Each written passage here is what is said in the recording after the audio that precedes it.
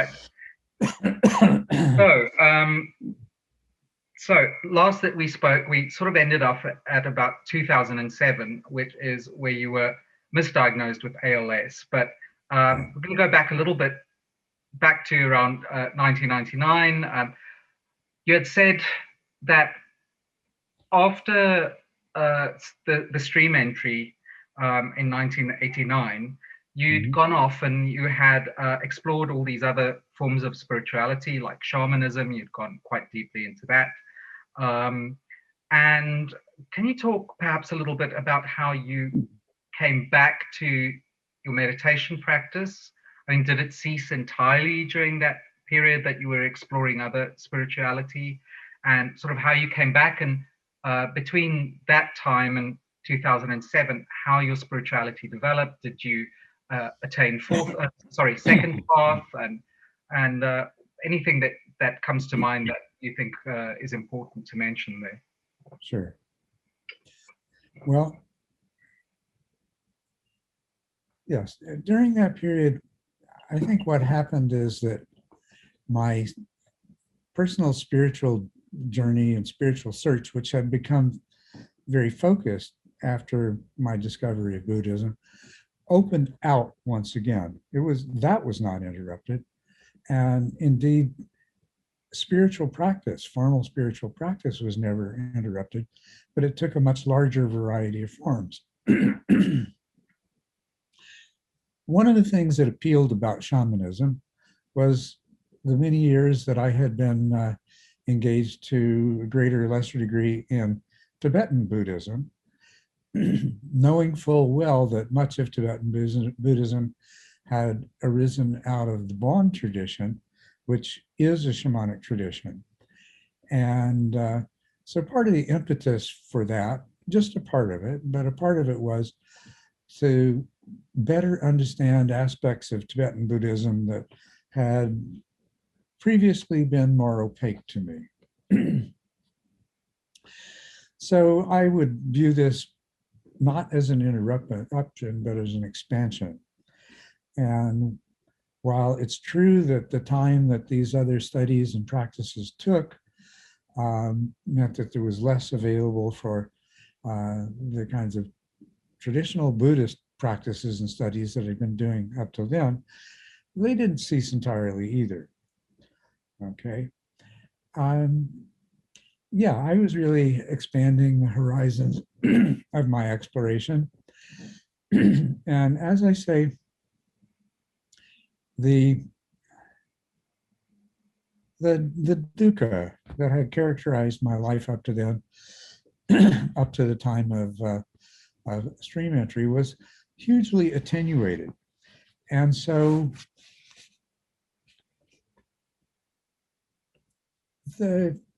this in itself was energizing, but it also made the motivation for my spiritual searches to be, well, it was a much more exciting process. It was an exploration, expansiveness, curiosity, fascination, and less concern. Like my life was so much better than it ever had been before already, that yeah, it's like you have this 100-pound burden you've been carrying on your back, and all of a sudden you feel like you're floating. You want to run, jump, do all kinds of other things. That's what I did. I explored all of these other kinds of things, and I learned a lot that was really valuable. Like, I did come to understand much more clearly why Tibetan Buddhism was the way it was, and the forms that it took. And from there, well, I went into Native American religions, which I mistakenly, as so many people do, thought that these were also shamanic forms. They're not. Actually, more recently, they have acquired a lot of shamanic forms, and there's certain Native American religions like the Navajo and the Hopi, which are more shamanic in their nature. But here I discovered another whole, I think formally it's categorized as animistic religions and things like that. But it is a deeply profound spiritual path, different than Buddhism, different than Abrahamic religions, um, and different from shamanism, which opened me up to a tremendous amount. I began, I was doing things like uh, I was singing Native American prayers to the sunrise and to the sunset and things like that, doing ceremonies to the four directions, doing all of these things. And it had a powerful overlap with Buddhism too, in the area of the interconnectedness, the oneness of everything, the wholeness, the nature of this particular aspect of the nature of suchness as this incomprehensibly huge unfolding that we were part of. And particularly what the Native American traditions taught me was that all of our problems come from trying to push the river, so to speak, trying to, rather than discovering our way into that unfolding of the wholeness, being in harmony. And that's a word that comes up very often in these traditions is harmony. Being in harmony with the whole of everything. And that's one of the less well understood and less well developed aspects of what the Buddha taught that I truly came to appreciate at that time. So naturally, all of these things, after all of this exploration, I had all these new thoughts and ideas and experiences and everything else to assimilate. Like I say, in about 1999, 2000, we got another yurt, set it up, and I got back into Buddhist meditation practices, sitting surrounded by this gigantic Buddhist library. What else could I do? One of the things that you said in one of your interviews is after the stream entry, you kind of went, well, this is so great. I can't imagine that there's anything better or anything more to this. What was it that drew you back to Buddhism, saying, I really want to spend more time developing that part of my spirituality? Well, I mean, one way I could put it was like it was just a natural, it's just a natural flow. It's just naturally where it went. But what I could say is, well, I had discovered so much more about what there could be that now, okay, yeah, that was a question was answered. What more could there be? Well, here it is. There's all this other stuff, and it's all part of the same thing. All these spiritual traditions, no matter how different they appear superficially, are ultimately the same. They arise from the same place in the human mind and heart, and they're all going to the same place. I think you brought up such an important point there, and it came up in one of our recent teacher training classes as well.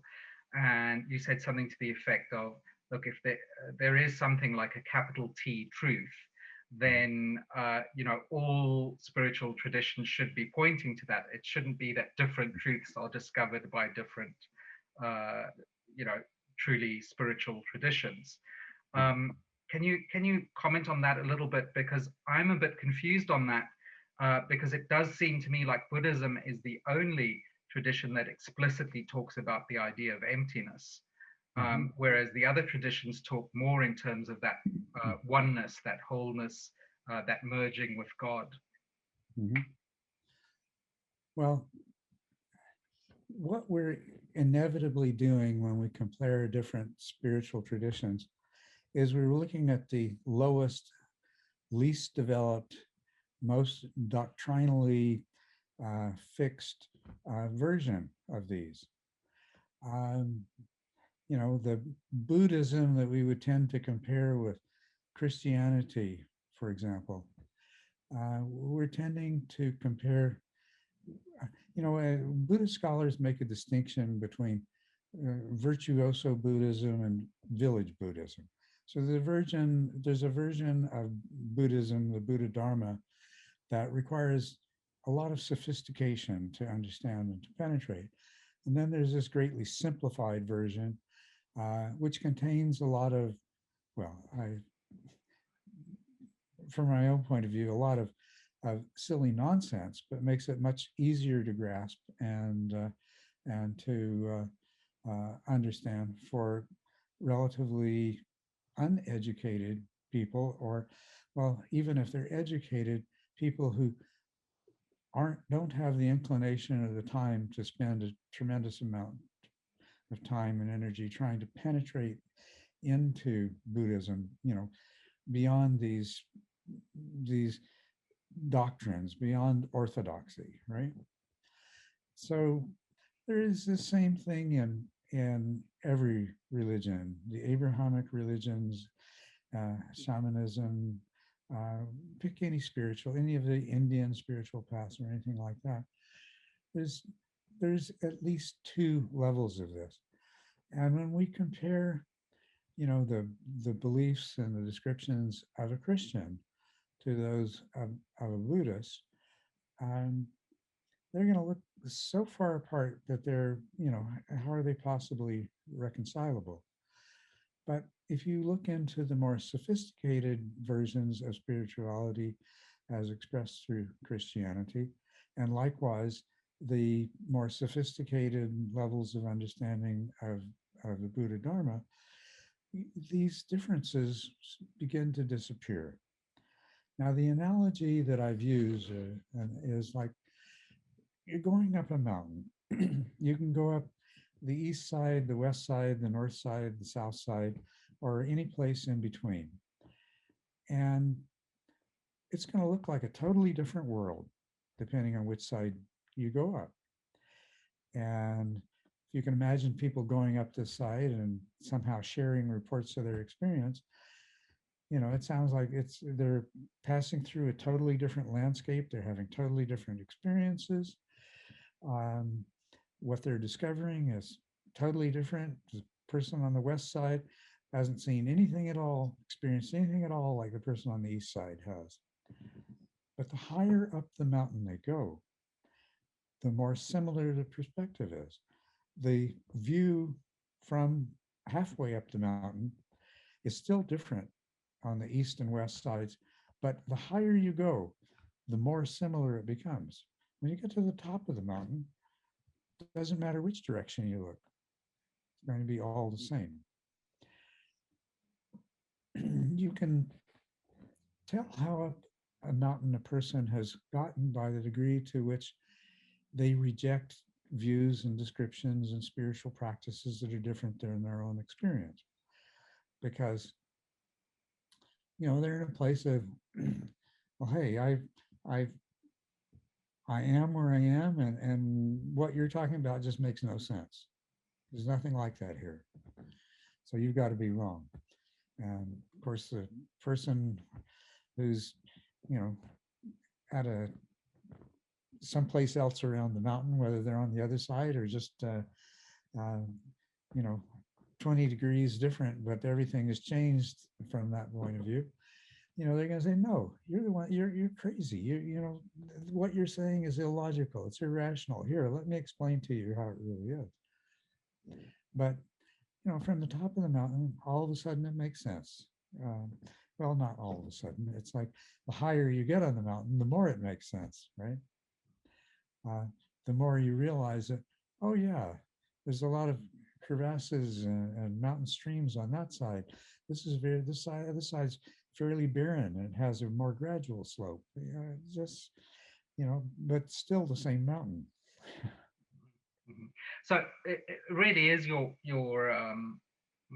assertion that these more sophisticated and let's say mystical paths in any religion really are pointing to the same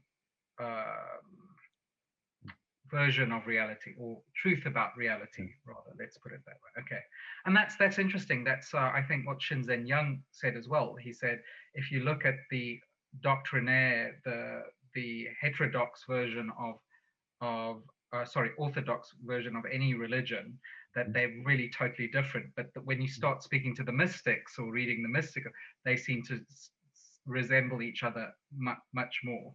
Yes. But again, and I think this is Sheng Yen. I read his one of his books recently, a Chan master, and he said, he said the one unique contribution of Buddhism, though, or Buddha Dharma, is let me not confuse those two, because I know those terms are different things in your view, but of Buddhism is emptiness. Whereas if you look at someone like Bernadette Roberts, I think was her name, she described it in terms of union with God, Yes. and that Buddhism goes one beyond that even, that experience becomes emptiness. Mm-hmm. And I'm speaking way above my pay grade here, so I don't, if you can add any comments on that.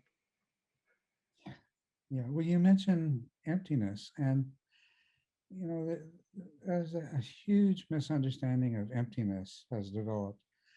People have interpreted that to say that everything is empty means that it doesn't exist. And emptiness is really referring to, well, if you compare phenomenology, you take a phenomenology, what arises in our minds,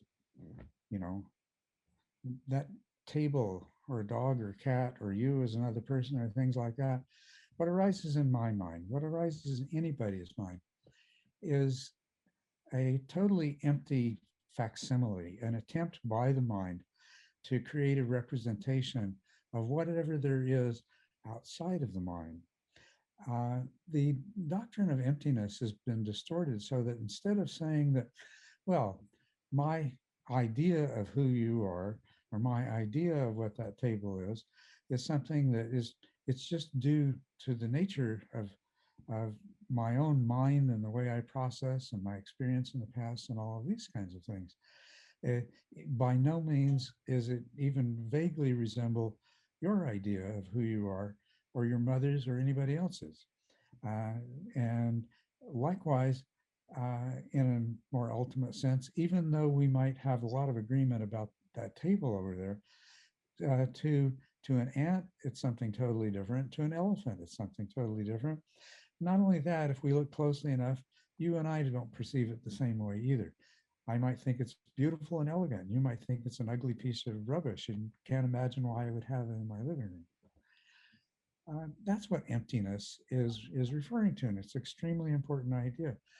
But it has been misunderstood and distorted as, oh, that table doesn't exist. Well, you don't really exist. You only exist in my mind. Even to the extent of denying that there is anything outside of my mind that corresponds to my image of you in my mind. And that kind of stuff is nonsense. So where you really run into conflicts is when, somebody takes someone like Bernadette Roberts, and they take a completely misinterpreted version of what emptiness is about. And well, for one thing, it's nonsense. They don't either understand emptiness or Bernadette Roberts. So everything they're going to say, every conclusion they come to, well, everything they're going to say and every conclusion they come to is going to be another manifestation of an empty view anyway, at its very best. But in the case of them not even having an inkling of what Bernadette Roberts is about and having a total misunderstanding of what emptiness is about, as you can imagine, it's going to be ultimately bizarre and totally meaningless.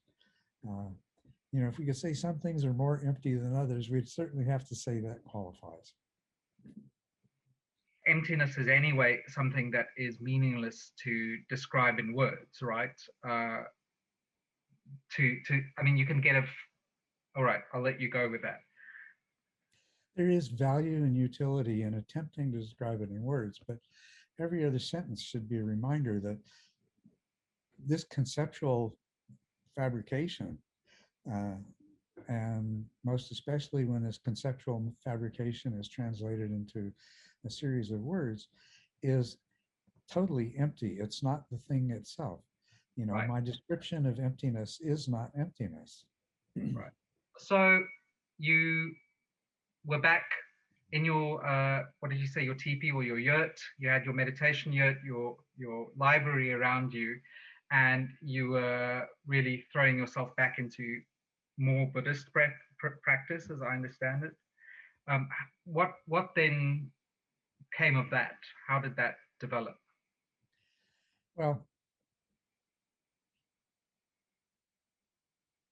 having come to a place of being able to understand these other spiritual traditions based on my many decades of study and practice of Buddhism, um, you know, it would only be natural for me to do that. But also, one thing that I've always said ever since I discovered Buddhism is that within the Buddha Dharma, um, it is the most systematic and rational and complete explanation that I've ever encountered. And I would say that again today. I would also say that of all the forms of Buddhism, um, including Theravada in all of these forms, none of them, none of them is anywhere near as clear as the original words of the Buddha himself.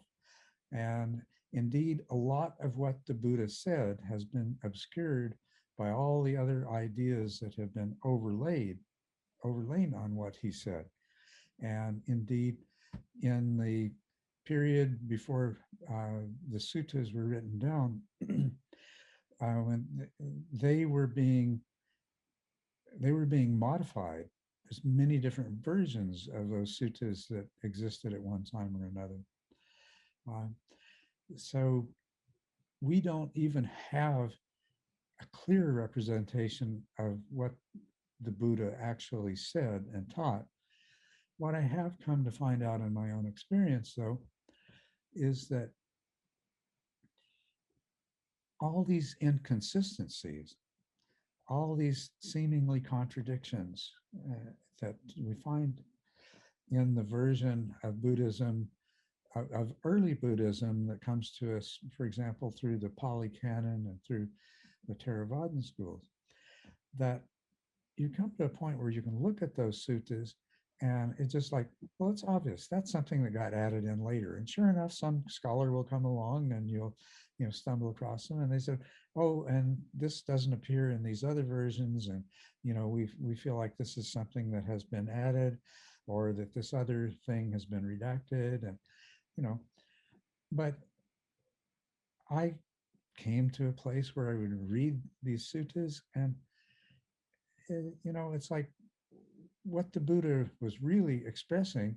It's like a version of the English New Testament where the words of Jesus are all in red. It's like they stand out, and this other stuff is well, but and once that happens, there are no contradictions.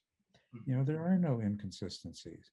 It just all becomes really clear. And I do feel like the original teachings of the Buddha, before there was all this messing around with it, this basically papancha of incompletely understood ideas, um, that there you have the most incredibly internally consistent and precise and clear description of a path to a really profound understanding of the reality of the human condition, and that's the only thing we can really understand is how reality can appear ultimately to a human mind.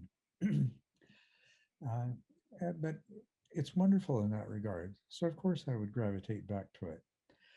Um, all of these different schools and versions of Buddhism that have developed do have certain things that they have added to that and are of value, because people in those schools and traditions have attained to the same types of understanding and wisdom that the Buddha did.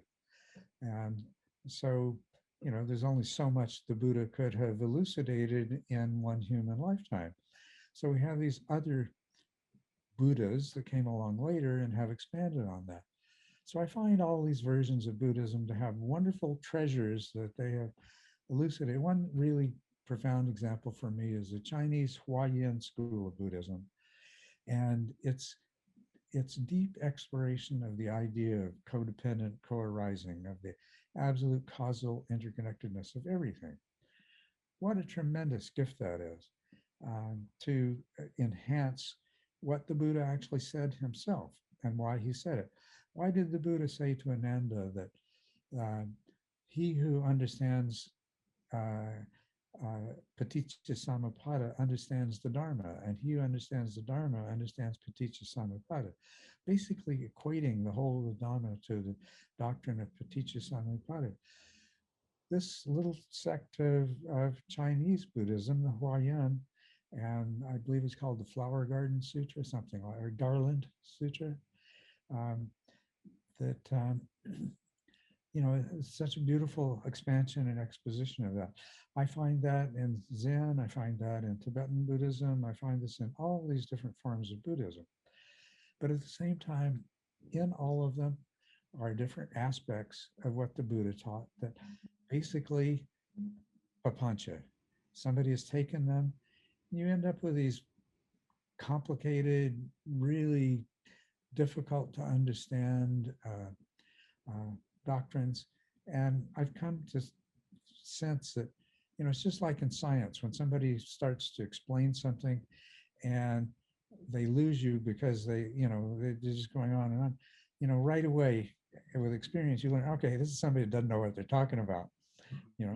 That's the same thing. When I come across a Buddhist doctrine that is so convoluted and complicated that, it's going to take tens of hours of study to grasp it. Yeah, this probably isn't even worth the time.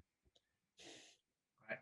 So you start being able, because of your direct first person experience, you are able to judge the veracity of whether this aligns with what the Buddha was trying to Sure. communicate, and whether it, because I mean he did say a handful of leaves, and some of these other traditions went a lot further Right. and added to that so that you could see more of the forest, right? Yes, exactly. Yeah. It was, I have spent an incredible number of hours translating these suttas myself, going back to Pali English dictionaries and looking carefully into the etymology and how the word was used in the common language of the time. And to me, it's a whole lot of things as a result of all of that have just gradually become clearer and clearer. And so, of course, my own experiential understanding has informed this enormously. But a lot of it is just coming from seeing an obvious error in either translation or interpretation or both that has happened. And you've got these things that seem to contradict each other, but then when you look at the actual words in which they were expressed and you look into the definitions and the etymology of those words, it just comes out, well, okay, this was just a misinterpretation that makes it seem to be contradictory to that. Sometimes there are things that from certain perspectives are definitely contradictory, but there's another perspective in which that contradiction disappears. For example, you've got a coin and you cannot see both sides of the coin at the same time. That's a coin with a head on it. No, that's a coin with what we call a tail. It's often a building or something else. But of course, all we have to do, we could argue forever about the coin and say what a mystery it is, that one time I pick it up and it's this way, and the next time I pick it up and it's that way. But all we have to do is set the coin in front of a mirror and look at the side facing us and the side reflected to us, and I see. Yes, it's just without a mirror, we can't see both sides at the same time. And the conflict is suddenly resolved. That's what I find with a lot of these things. You So just need a perspective. yeah, yeah. Because I mean, often, particularly in Zen and Chan schools and that, there is this idea of paradox, but paradox is not the same thing as contradiction, right? That's right. Yeah, it's just you have a third view or a different view that in which those paradox makes complete sense. Yes, it is both a coin with a head and a tail, right? And of course, there's the limitations of the human mind.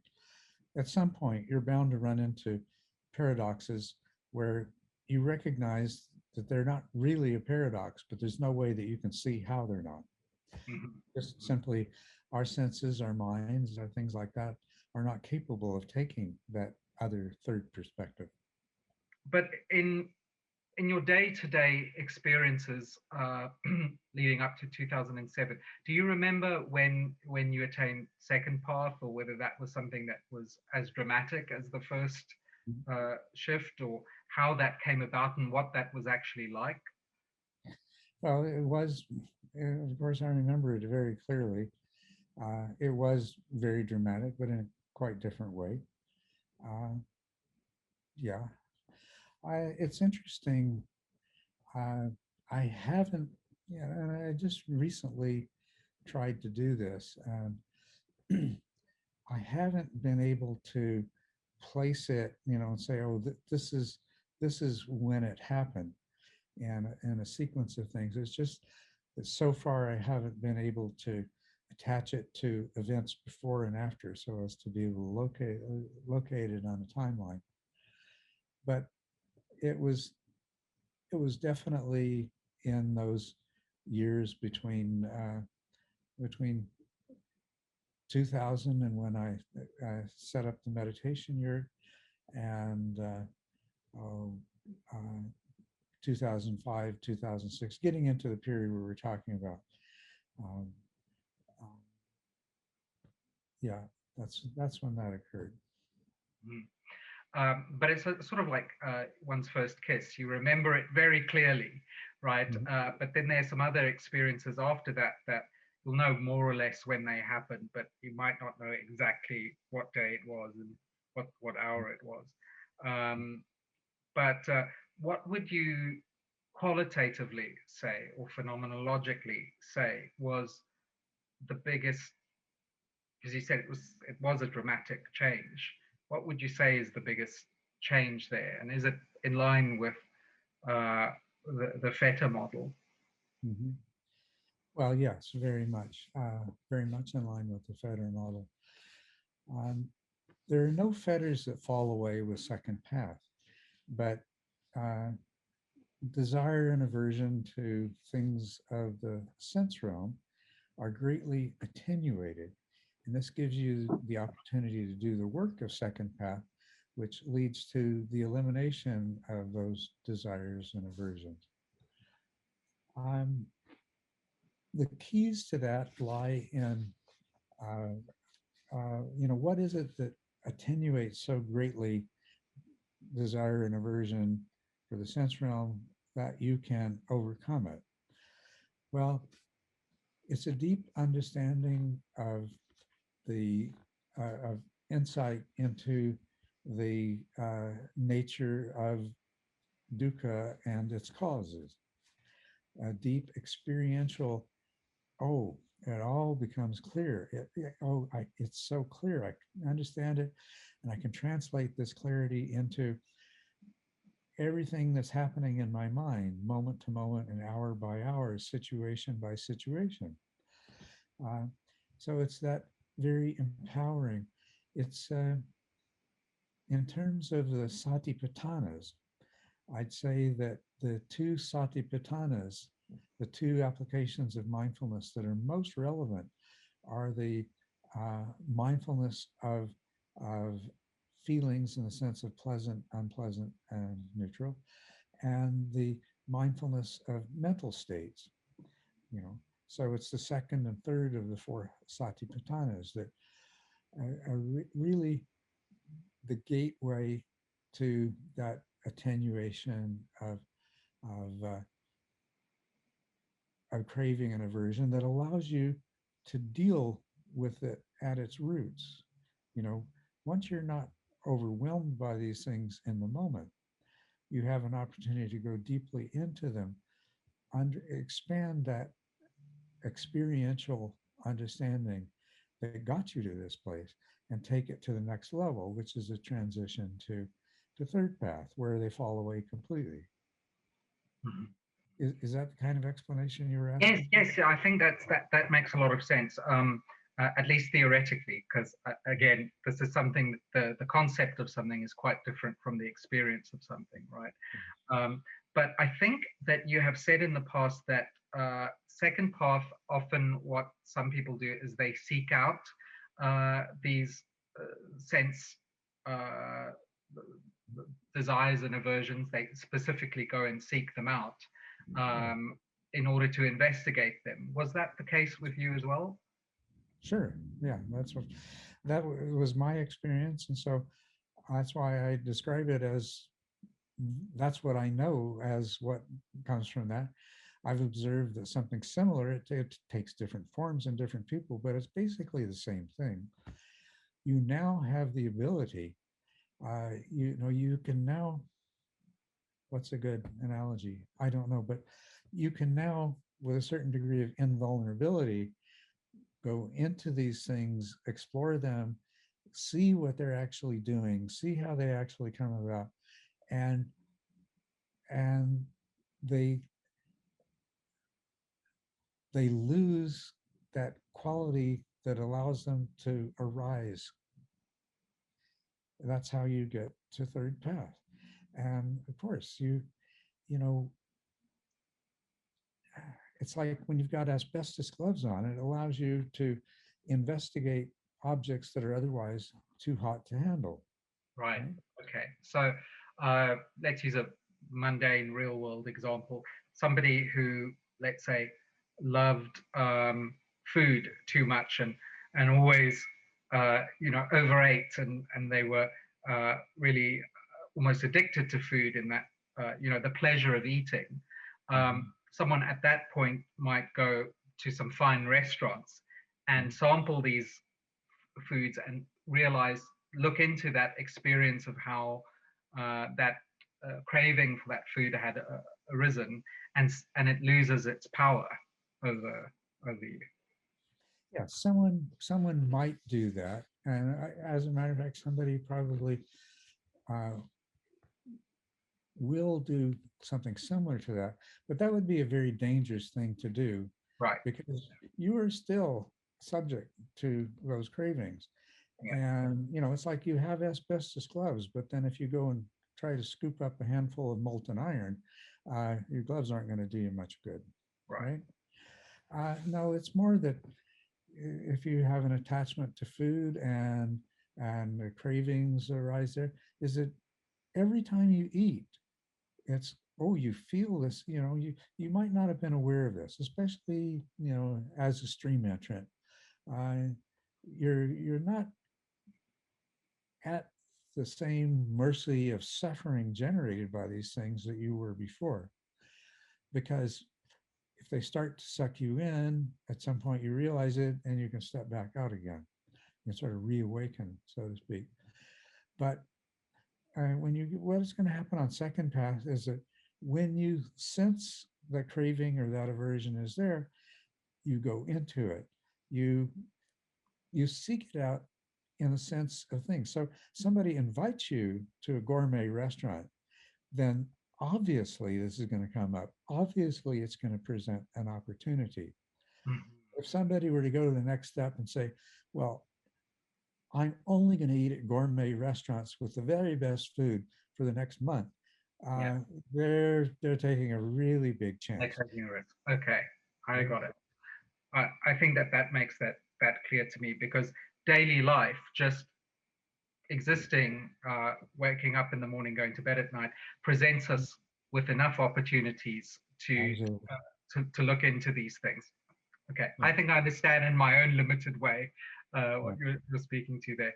So this is obviously another big shift that's taken place in this period of time Mhm. between between stream entry and 2007. What was going on for you in your personal life? I mean, you had your son living with you, who was uh, you said about 11 last time. You said I presume that's Sean. That was the youngest son, Yes, right?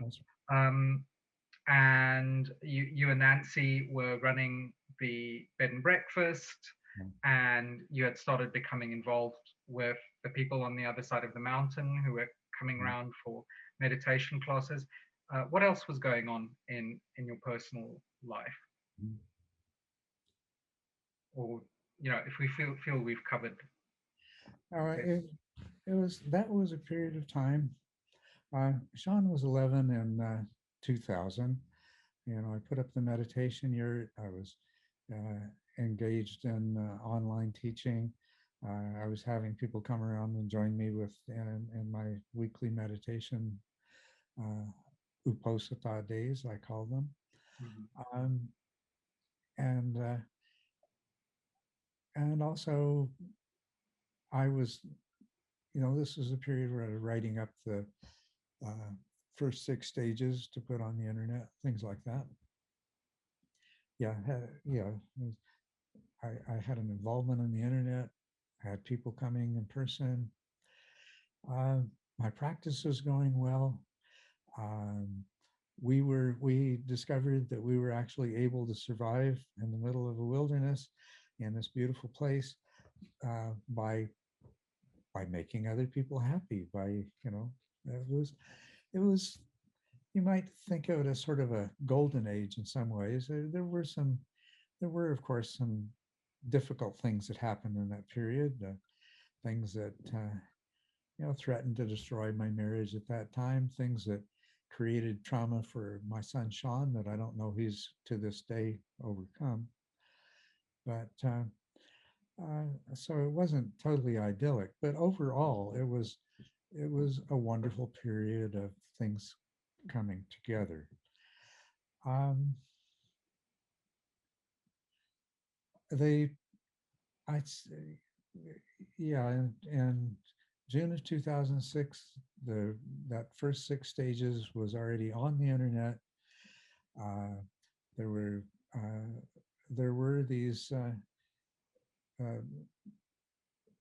the Chinese Buddhist community in Southern California that was getting interested. It was my online activities that drew their attention, and their interest was, it was making it easier for me to find ways to share what I had learned without falling into that role of a teacher. There were just a lot of good things happening. I was I was still in this stupendously wonderful state of health that I had been blessed with for all my life. Um,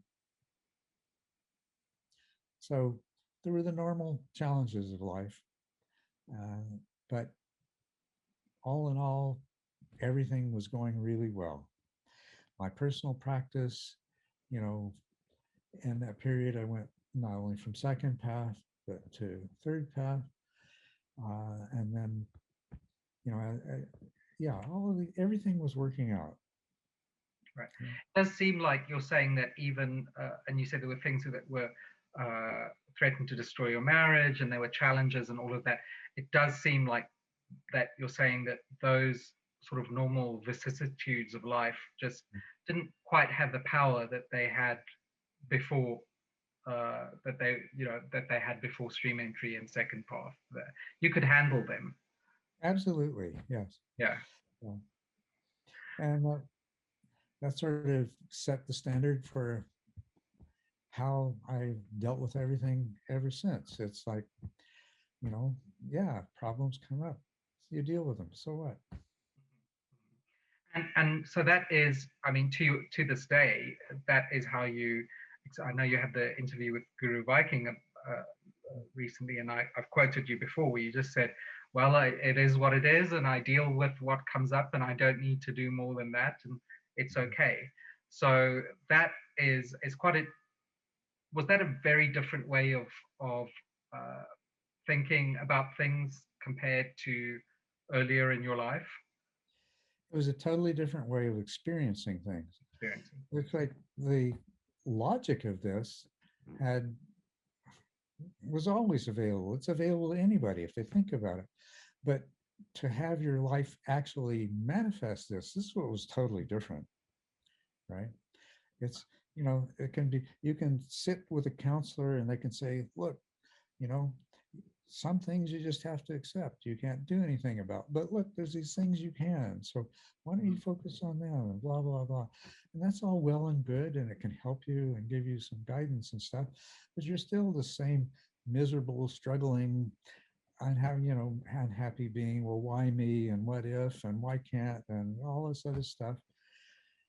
But to have all that wiped away, and it's just, yeah, it's obvious. It is the way it is. Yeah. I mean, how silly it would be to resist the way it is. Mm-hmm. Now, is there anything you can do? Well, yeah, this looks like it might be worth trying. That's the difference. Anybody can understand this.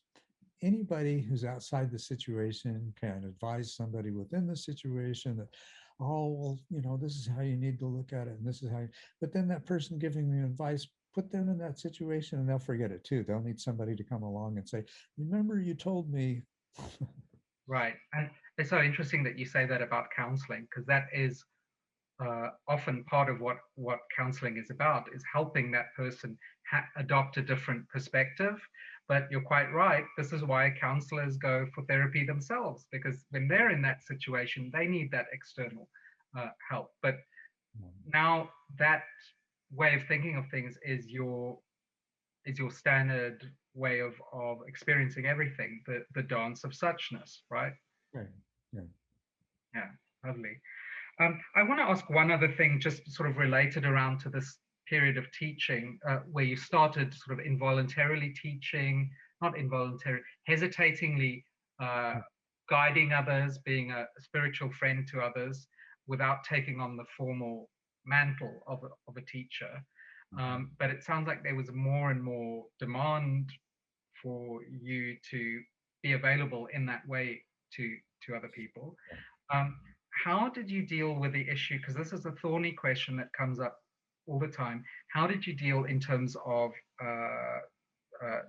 money around things like that, donations, dana, that sort of thing? Was that even a part of it at that point, or was that something that you had to reckon with at another time? Well, I mean, my circumstances at the time were uh, all of the money that I had accumulated in retirement funds and things like that was gone. Um, Everything we had was in the form of the land and the structures that we put up there. The amount of cash that was left over was absolutely minimal, and we were living a very, very simple lifestyle. It was comfortable. We didn't do without. The only things we did without were luxuries that, it's not difficult to do without, or at least that was my view. I'm not sure that Nancy always saw it quite the same way, or that my son Sean did. He would see things that other kids his age have, and I think Nancy had some of that experience too. Why am I living in a yurt in the middle of the wilderness, having to feed a wood stove, having to try to stay cool in an evaporative cooler and things like that? But at least for me, it was very easy. But there wasn't spare cash. There wasn't any. And there hadn't been for years, and there wouldn't be for many, many more years. Yes, particularly where, and my online teaching, there was nothing to speak of. The people that nothing at all, not nothing to speak of, nothing at all. People take all the advice you can give them online, but they never say, by the way, do you have a PayPal account that I can send money to? Right.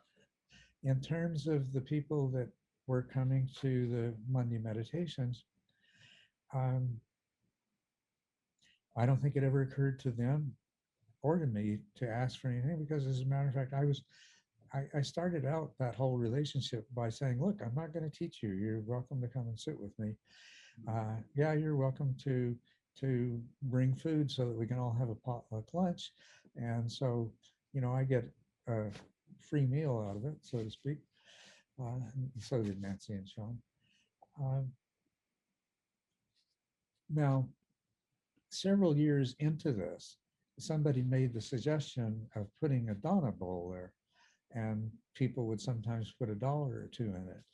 Uh, but for almost all the time that I ever did those weekly meditation sessions, even after I began to much more actively teach as a part of them, you know, I don't think I think the average amount of money in the Donna bowl after one of those days would be $10.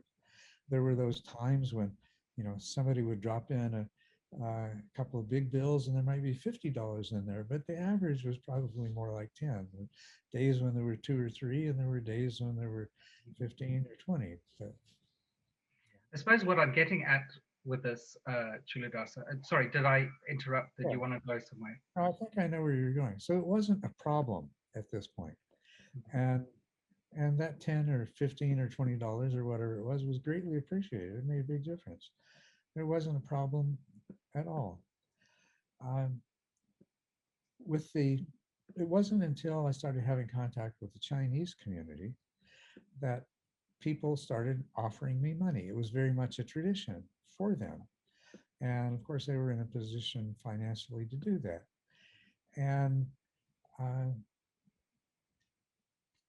because it would give me the opportunity to, I really need to fill in more of this was around this transition period, 2006, 2007, that this was happening.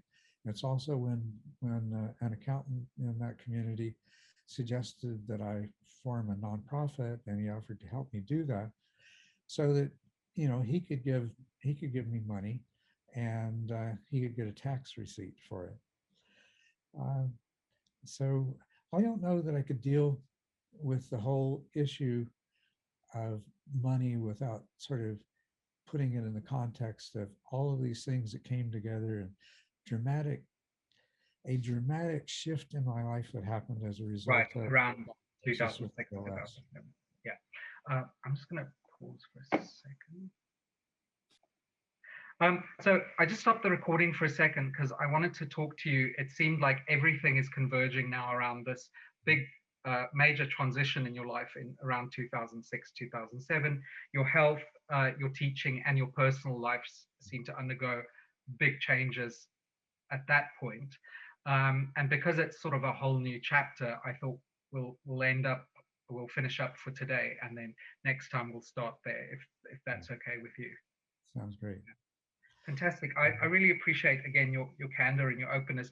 Perhaps the last thing I might just ask, sort of as a general, as we said, share your thoughts, but without necessarily talking about your own experience, is this idea of money in the Dharma. I mean, a lot of people have this idea of, I can't, I want to study, I want to do meditation, and then I want to become a meditation teacher and open up my own organization, and all I want to do for the rest of my life is teach meditation to people. This seems to be a big dream.